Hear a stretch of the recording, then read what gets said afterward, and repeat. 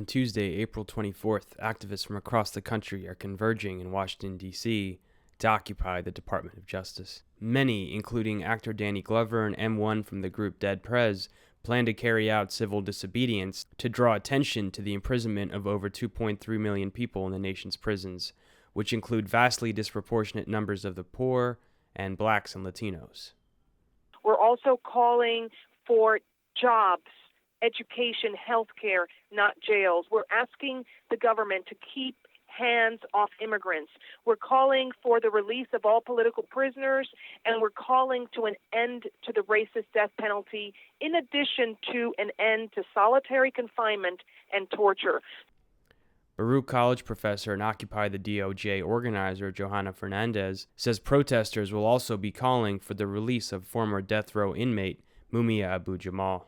So our objective is really to link the violations in Mumia Abu-Jamal's case, which are numerous, crisis of mass incarceration. Essentially, we're going to say that all of the problems in Mumia's case, discrimination in jury selection, prosecutorial misconduct, racism on the part of the judge, the fact that the judge was overheard saying, quote, "and I'm going to help them fry the nigger." This is Albert Sabo, the presiding judge in the Mumia Abu-Jamal case, but also very importantly, police corruption and tampering with evidence to obtain a conviction was rampant throughout Mumia's case.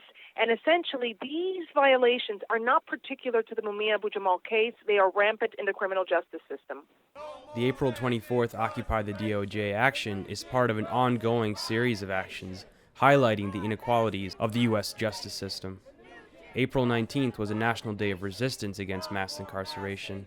Actions were held in cities including Atlanta, Chicago, Houston, Los Angeles, San Francisco, and Seattle. In New York, a rally was held at One Police Plaza, the headquarters of the New York Police Department.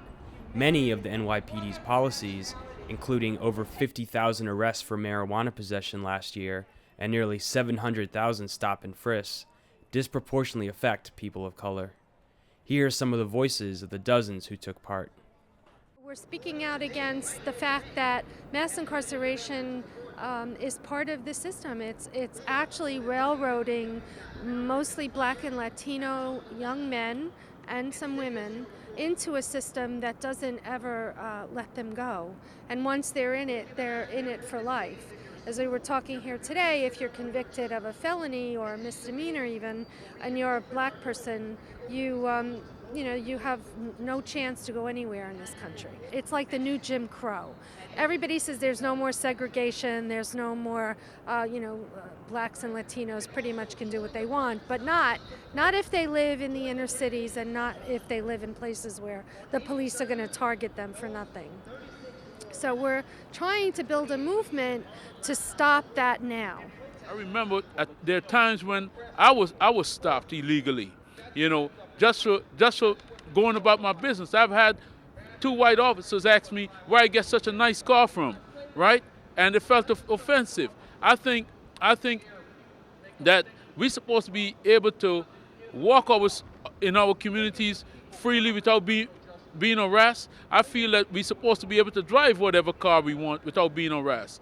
And right now, this campaign that we're doing, right, it's to send a clear message that we're not going to take it anymore. We're going to continue to march and rally and picket and do whatever we can until this injustice stops.